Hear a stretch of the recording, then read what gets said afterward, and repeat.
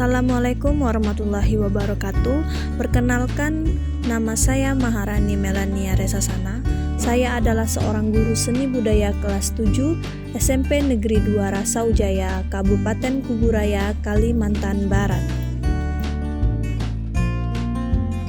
Setelah mengikuti pelatihan mandiri Merdeka Mengajar, di kesempatan kali ini saya akan melaksanakan aksi nyata topik pertama, Merdeka Belajar, yaitu menyebarkan pemahaman Merdeka Belajar.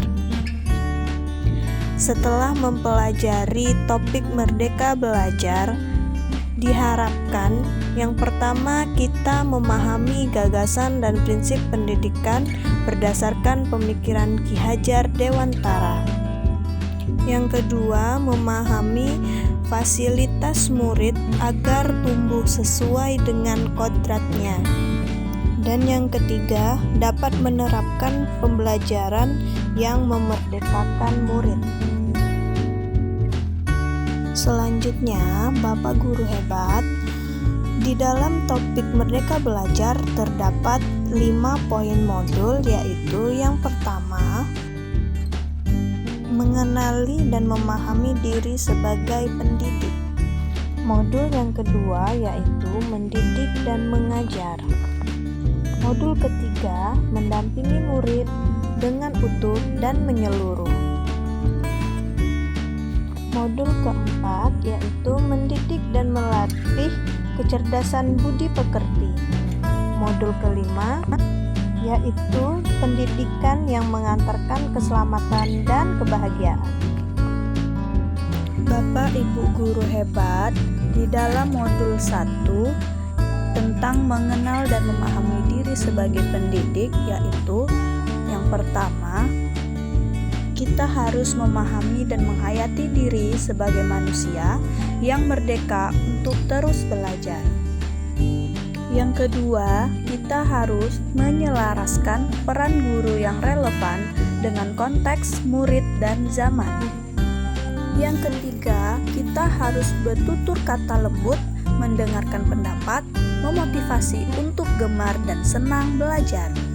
Selanjutnya, modul kedua tentang mendidik dan mengajar, di mana kita harus merubah sistem pengajaran zaman kolonial yang masih kita pakai pada zaman sekarang. Yang masih kita pakai salah satunya meminta murid berdiri di depan kelas saat lalai mengerjakan tugas. Yang kedua, murid duduk rapi menghadap ke depan dengan suasana hening. Yang ketiga, melakukan perankingan berdasarkan nilai pengetahuan. Yang keempat, menyeragamkan pembuatan tugas. Dan yang terakhir, biasanya kita memukul murid karena tidak mengerjakan tugas. Semua ini harus kita rubah mengikuti zaman sekarang. Bapak Ibu Guru Hebat, selanjutnya modul ketiga tentang mendampingi murid dengan utuh dan menyeluruh. Dalam proses pendampingan terhadap murid, kita harus menyesuaikan dengan kodrat keadaan. Kodrat keadaan itu dibagi menjadi 2 kodrat. Yang pertama, kodrat alam yang berkaitan dengan sifat dan bentuk lingkungan di mana anak itu berada. Kodrat keadaan yang kedua, yaitu kodrat zaman, disesuaikan zaman anak tersebut berkembang.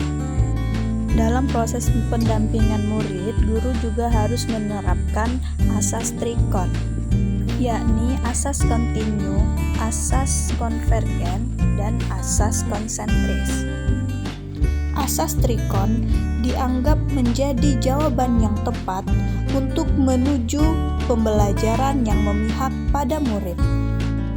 Baik Bapak Ibu Guru Hebat, di sini saya akan menjelaskan apa itu asas trikon. Jadi, asas trikon yang pertama yaitu kontinu. Kontinu merupakan pengembangan yang secara berkesinambungan dilakukan secara terus-menerus dengan perencanaan yang baik. Kemudian, asas konvergen merupakan pengembangan yang dilakukan dapat mengambil dari berbagai sumber di luar, baik dari praktik pendidikan di luar negeri. Asas konsentris merupakan pengembangan pendidikan yang dilakukan harus tetap berdasarkan kepribadian kita sendiri. Bapak dan Ibu guru hebat, kini kita memasuki modul keempat tentang mendidik dan melatih kecerdasan budi pekerti. Mendidik dan melatih kecerdasan budi pekerti murid dapat dilakukan dengan cara melatih keberanian berpendapat, itu termasuk olah akal, kemudian mengasah perasaan dan perilaku, termasuk olah akal, yang ketiga memunculkan kehendak, termasuk olah karsa, dan pendidikan dapat mempengaruhi bagian intelligible dan bagian biologis muridnya. Selanjutnya, kita memasuki modul kelima tentang pendidikan yang mengantarkan keselamatan dan kebahagiaan. Yang pertama, pendidikan hanyalah sebagai tuntutan. Kemudian yang kedua, setiap murid memiliki kodrat kekuatan atau potensi-potensi yang berbeda. Kemudian yang ketiga, pendidikan tidak dapat berkehendak atas kodrat kekuatan dan potensi murid. Yang keempat, menerapkan sistem Among dan semboyan Ki Hajar Dewantara, serta yang terakhir menerapkan pembelajaran proyek serta digitalisasi pembelajaran.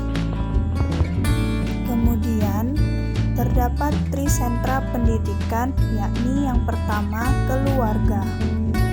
Karena keluarga merupakan pendidikan pertama seorang murid. Yang kedua, sekolah. Sekolah merupakan rumah kedua bagi murid. Karena di sekolah, murid dapat mendapatkan ilmu pengetahuan, keterampilan, budi pekerti, dan sebagainya. Yang ketiga, masyarakat. Di kalangan masyarakat atau di lingkungan masyarakat, anak-anak juga mendapat pendidikan di mana di lingkungan masyarakat anak-anak dapat bersosialisasi atau bergaul di sekitaran rumah mereka atau di masyarakat. Demikian pemaparan aksi nyata topik 1 Merdeka Belajar dari saya. Terima kasih. Salam Merdeka Belajar. Wassalamualaikum warahmatullahi wabarakatuh.